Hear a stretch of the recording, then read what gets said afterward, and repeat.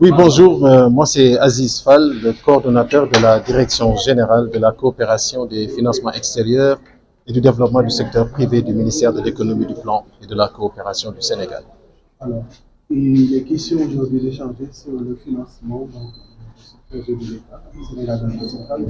Vous représentez l'État ici. Qu'est-ce que vous pouvez nous en dire? Oui, je pense déjà qu'il faut remercier les organisateurs parce que c'est un sujet de l'heure et que, comme vous le savez, depuis le 14 octobre, le jour où le président de la République a rendu public la stratégie nationale de développement, qui est le référentiel des politiques publiques et économiques du pays, les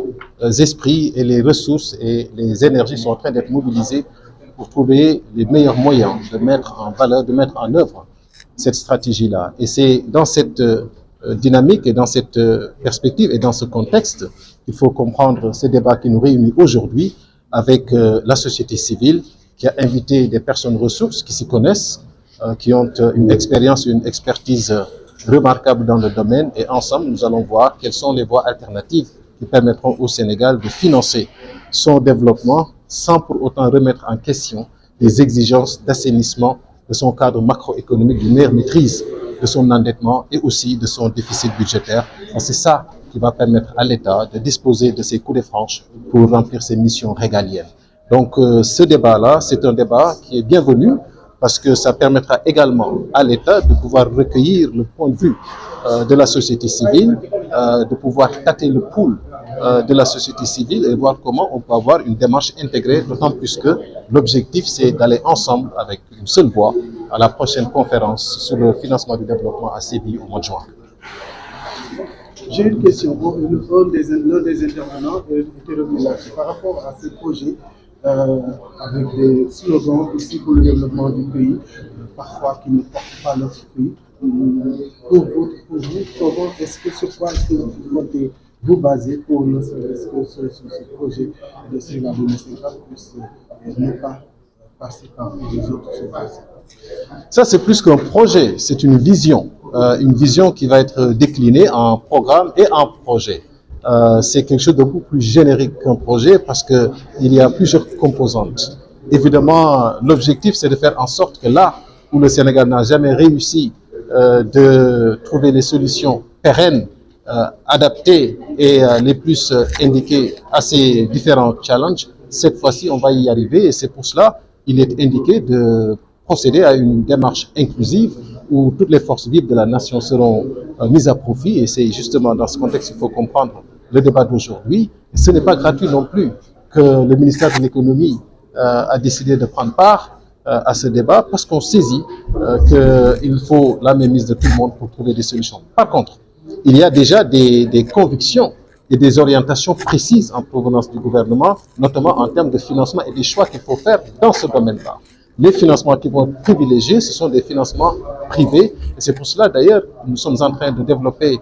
ce sera bientôt finalisé, d'ailleurs, la stratégie de développement des PPP, parce que si le président de la République, dans un de ses premiers signaux, a été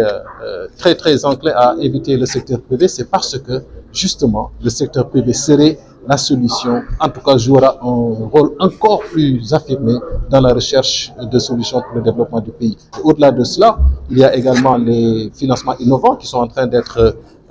exploités, que ce soit au niveau des financements verts, que ce soit également au niveau des ressources philanthropiques au niveau du monde. Évidemment, on ne va pas abandonner l'aide, mais l'aide viendra en appoint, ce ne sera pas le point nodal de l'activité de recherche de financement du Sénégal, mais ce sera un complément. C'est pour cela d'ailleurs que nous sommes en train de mettre les bouchées doubles pour que le secteur privé soit préparé, soit mis dans les conditions opérationnelles les plus optimisées pour que ce travail puisse être réussi au bénéfice de notre nation. Solo ndaje bi lan ngeen mën a taxawoo ba yenn projet yi fi doon am wala vision yoo xam ne abouti tey jii taxawaay. Voilà, merci de vous présenter. Donc, je suis Eliman Habikan. Donc, je suis président de l'Ex-Africa et co-initiateur de l'espace DISO, mais ici dans le cadre d'une initiative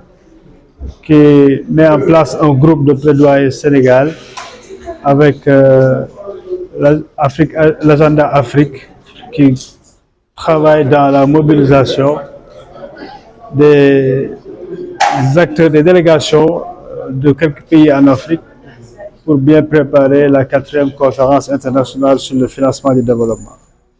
La table ronde sur le programme Sénégal 2050, qu'est-ce qui motive l'implication de votre structure dans cette demande? Oui, en fait, il y a deux prétextes autour de cette initiative, mais le plus direct qui concerne surtout directement les citoyens sénégalais est lié à la question cruciale du financement de la stratégie nationale de développement,